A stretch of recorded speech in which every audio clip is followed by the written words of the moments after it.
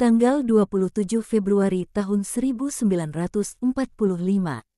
Ini ia datang, banyak orang berteriak, "Kasihanilah, aku malu," kata orang yang bersalah itu yang hendak melarikan diri. "Kemanakah kau hendak lari, anakku? Apakah ada begitu banyak kegelapan dalam hatimu hingga kau membenci terang dan harus lari dari hadapannya? Apakah kau sudah sangat berdosa hingga takut kepada aku, yang adalah pengampunan? Dosa apakah yang dapat sudah kau lakukan?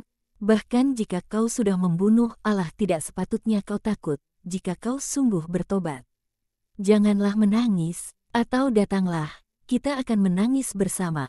Yesus, yang dengan satu tangan telah memerintahkan kepada orang yang melarikan diri itu untuk berhenti, sekarang mendekapkan orang itu erat pada dirinya sendiri, dan lalu berpaling kepada mereka yang menunggu dan berkata, "Sebentar, supaya aku dapat menenangkan hati ini. Kemudian aku akan datang kepada kalian." Dan ia berjalan melintasi rumah dan sementara pergi mengitari pojok, ia menabrak si perempuan berkerudung yang berdiri di sana untuk mendengarkan. Yesus menatap kepadanya untuk sesaat.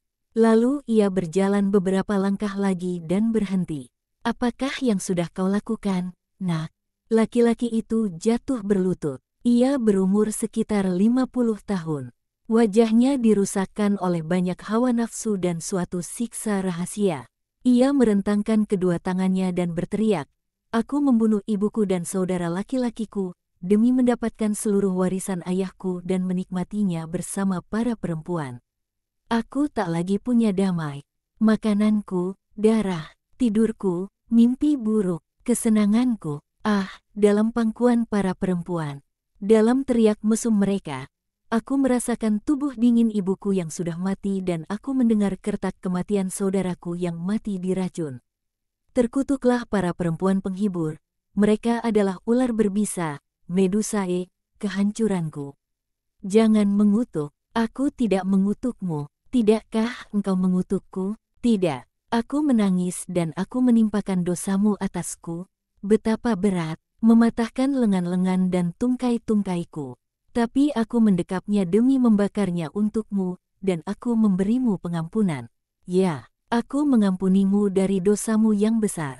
Ia menempatkan kedua tangannya ke atas kepala laki-laki yang menangis itu dan berdoa, "Bapa, darahku akan dicurahkan juga atasnya. Untuk sementara waktu, inilah air mataku dan doaku. Bapa, ampunilah, sebab dia bertobat. Putramu, yang kepada pengadilannya semua diserahkan, menghendakinya." Ia tetap seperti itu untuk beberapa menit. Ia lalu membungkuk, membangkitkan orang itu dan berkata kepadanya, "Dosamu sudah diampuni. Kau harus menyilih apa yang masih tersisa dari kejahatanmu melalui suatu hidup penitensi.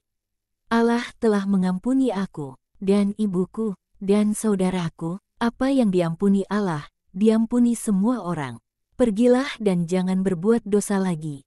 Laki-laki itu menangis terlebih keras dan mencium tangannya. Yesus meninggalkannya untuk membiarkannya menangis. Ia kembali ke rumah. Perempuan berkerudung itu membuat gerakan seolah dia ingin pergi dan menemuinya, tapi dia menundukkan kepalanya dan tidak bergerak. Yesus lewat di depannya tanpa melihat kepadanya. Ia sekarang ada di tempatnya. Ia berbicara, "Satu jiwa telah kembali kepada Allah."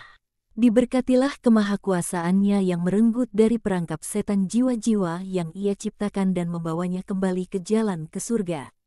Mengapakah jiwa itu sesat? Sebab jiwa kehilangan pandangan akan hukum. Dikatakan dalam kitab bahwa Allah menampakkan dirinya di Sinai dalam segala kuasanya yang menakutkan, untuk dengan sarana itu mengatakan, "Aku Allah. Inilah kehendakku, dan inilah kilat yang aku pegang siap bagi mereka yang akan memberontak melawan kehendak Allah." Dan sebelum berbicara ia memerintahkan agar tak seorang pun boleh pergi ke atas untuk mengkontemplasikan ia yang ada. Dan bahwa juga para imam harus dimurnikan sebelum menghampiri batas Allah, agar mereka tidak dilandanya. Sebab itu adalah saat keadilan dan pencobaan. Surga tertutup, seolah oleh sebuah batu, akan misteri surga dan akan murka Allah, dan hanya pedang-pedang keadilan yang dikebaskan dari surga atas anak-anak yang bersalah. Tapi sekarang yang benar telah datang untuk membakar segala keadilan dan saatnya telah tiba, ketika tanpa kilat dan tanpa batas-batas, sabda Allah berbicara kepada manusia demi memberinya rahmat dan hidup. Sabda pertama dari Bapa dan Tuhan adalah ini, Akulah Tuhan, Allahmu. Tidak ada sekejap pun dari hari di mana kata-kata ini tidak diucapkan oleh suara Allah dan tidak dituliskan oleh jarinya. Di manakah? Di mana-mana. Diulang terus-menerus oleh semuanya, oleh rerumputan dan bintang-bintang, oleh air dan api, oleh wul dan makanan, oleh terang dan kegelapan, oleh kesehatan dan penyakit, oleh kekayaan dan kemiskinan. Semuanya mengatakan, Akulah Tuhan. Kau menerima itu dari aku. Satu pikiran dariku memberikannya kepadamu. Pikiran yang lain mengambilnya darimu. Tidak ada kuasa bala tentara ataupun pertahanan yang dapat melindungimu dari kehendakku.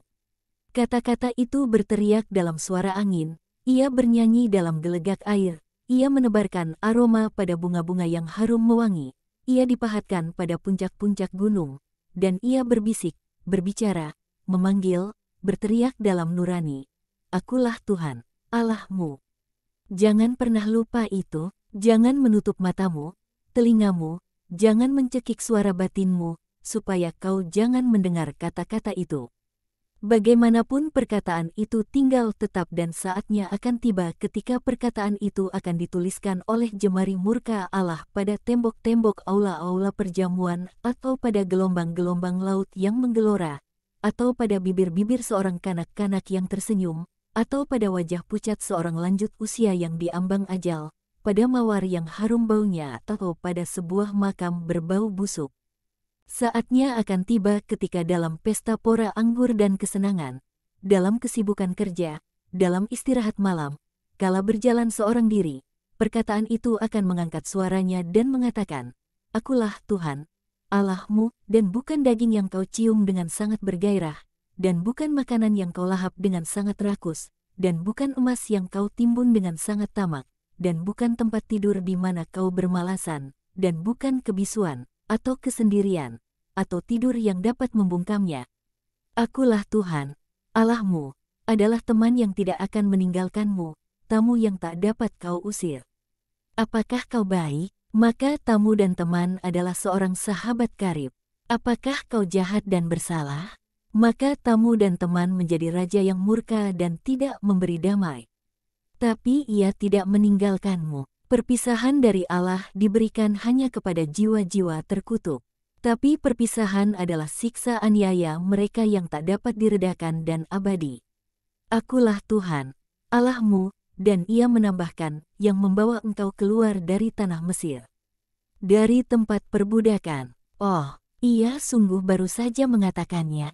Dan sekarang dari Mesir apakah ia membawa engkau keluar, menuju tanah terjanji, yang bukan tempat ini, melainkan surga.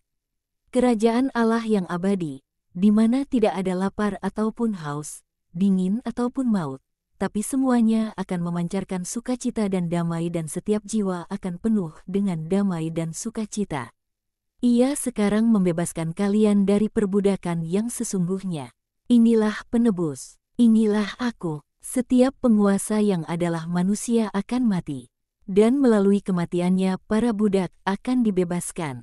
Tetapi setan tidak mati, dia abadi. Dia adalah penguasa yang sudah membelenggu kalian guna menyeret kalian kemanapun dia kehendaki.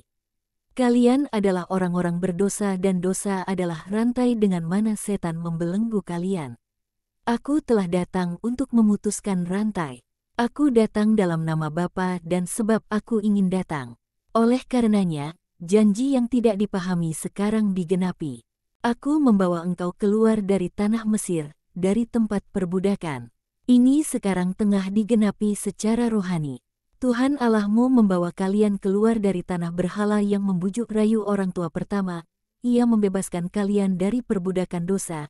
Ia sekali lagi mengenakan pakaian rahmat pada kalian dan mengizinkan kalian masuk ke dalam kerajaan-Nya. Dengan sungguh-sungguh aku katakan kepada kalian bahwa mereka yang datang kepadaku akan dapat mendengar Yang Maha Tinggi berkata kepada hati yang diberkati.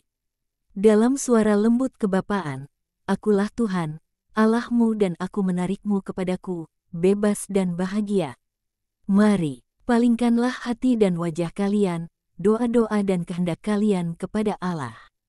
Saat rahmat telah tiba, Yesus telah selesai. Ia lewat seraya memberkati dan ia membelai seorang perempuan tua dan seorang gadis kecil berkulit hitam yang tersenyum.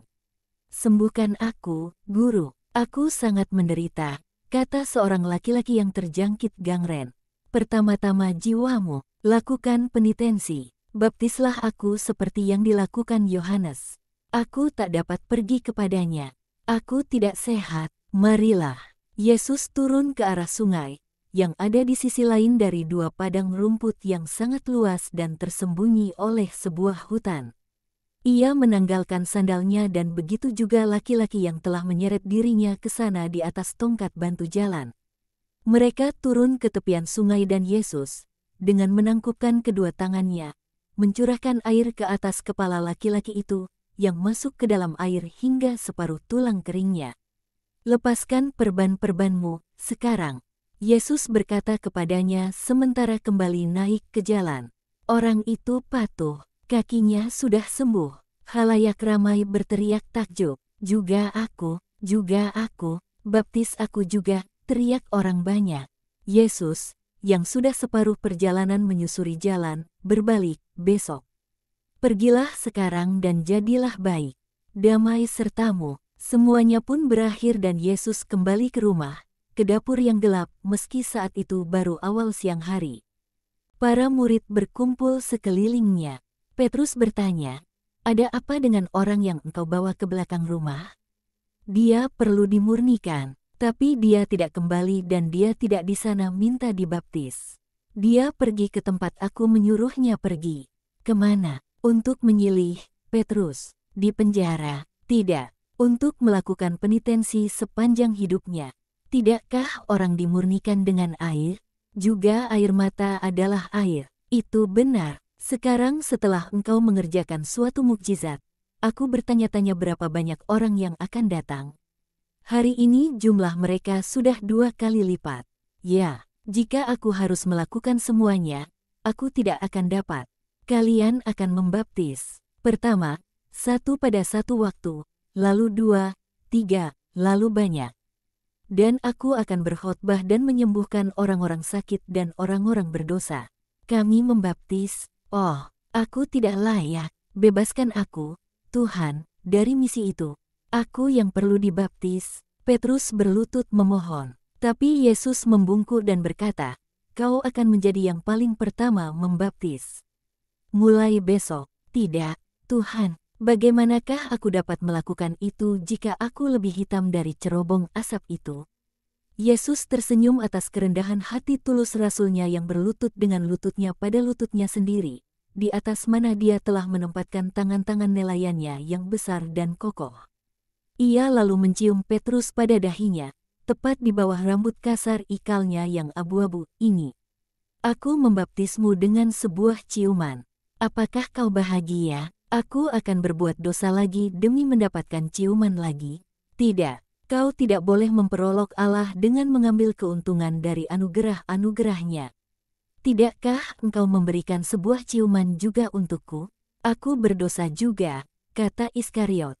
Yesus menatapnya, tatapannya, yang sangat mudah berganti, berubah dari kegembiraan sukacita yang sangat jelas ketika berbicara kepada Petrus, menjadi tegas, "Dan akan aku katakan, letih suram," dan ia berkata, "Ya, juga untukmu, kemarilah. Aku bukannya tidak adil terhadap siapapun. Jadilah baik, Yudas, jika saja kau menginginkannya. Kau muda, kau punya waktu sepanjang hidup untuk mendaki lebih dan lebih tinggi, naik ke kesempurnaan kekudusan," dan ia menciumnya. "Sekarang, giliranmu, Simon, sahabatku, dan giliranmu, Matius, kemenanganku, dan giliranmu, Bartolomes yang bijak, dan giliranmu, Filipus yang setia, dan giliranmu, Thomas yang ceria. Kemarilah, Andreas, yang aktif dalam diam, dan kau, Yakobus, dari perjumpaan pertama kita, dan kau sekarang, sukacita gurumu, dan kau, Yudas, teman masa kecil dan masa mudaku." Dan kau, Yakobus, yang tatapan dan hatinya mengingatkanku pada yang benar. Kalian semua telah mendapatkan ciumanku, tapi ingat bahwa besarlah kasihku, dan juga kehendak baikmu dituntut. Esok kalian akan mengambil satu langkah maju dalam hidup kalian sebagai para muridku. Dan ingat bahwa setiap langkah maju adalah suatu kehormatan dan suatu kewajiban. Guru, suatu hari pernah engkau katakan kepadaku, Yohanes, Yakobus dan Andreas, bahwa engkau akan mengajar kami bagaimana berdoa. Aku pikir bahwa jika kami berdoa seperti engkau berdoa, kami akan menjadi layak melakukan pekerjaan yang engkau ingin kami lakukan, kata Petrus.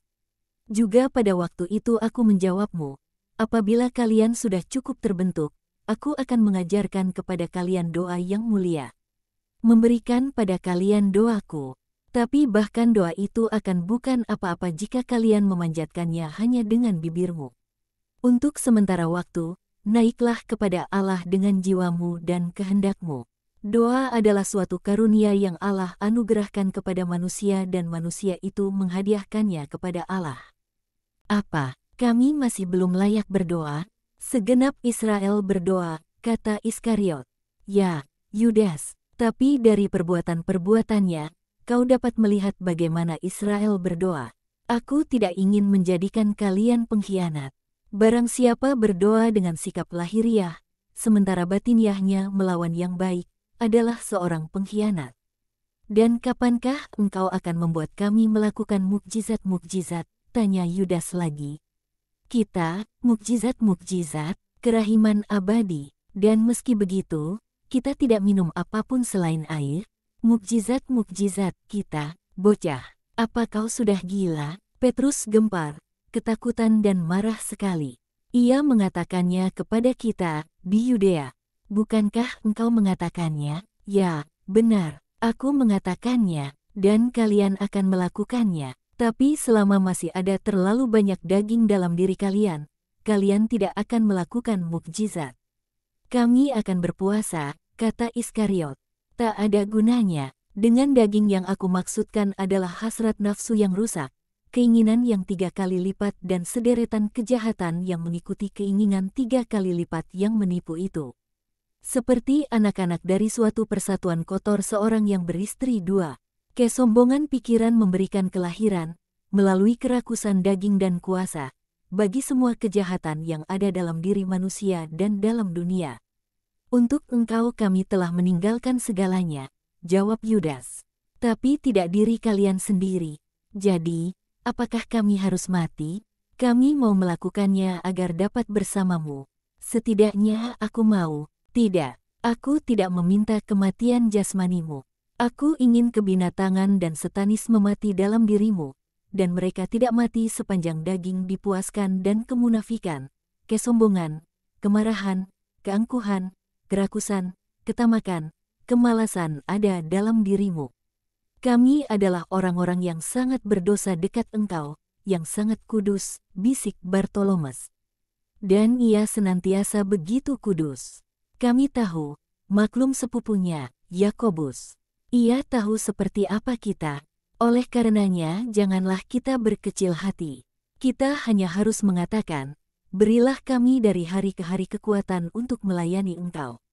Jika kita katakan, kami tidak berdosa, maka kita akan berdusta dan kita akan menjadi para pendusta. Bagi siapa? Bagi diri kita sendiri yang tahu siapa kita, bahkan meski kita tidak ingin mengatakannya. Bagi Allah, yang tak dapat didustai, tapi jika kita katakan, kami lemah dan orang-orang berdosa, tolonglah kami dengan kekuatan dan pengampunan-Mu, maka Allah tidak akan mengecewakan kita dan dalam kebaikan dan keadilan-Nya Ia akan mengampuni kita dan membersihkan kita dari dosa hati kita yang malang. Diberkatilah kau, Yohanes, sebab kebenaran berbicara melalui bibirmu yang harum dengan ketakberdosaan dan hanya mencium kasih yang menawan hati, kata Yesus sembari berdiri, dan ia mendekapkan ke dadanya murid yang paling dikasihinya itu, yang telah berbicara dari pojok gelapnya.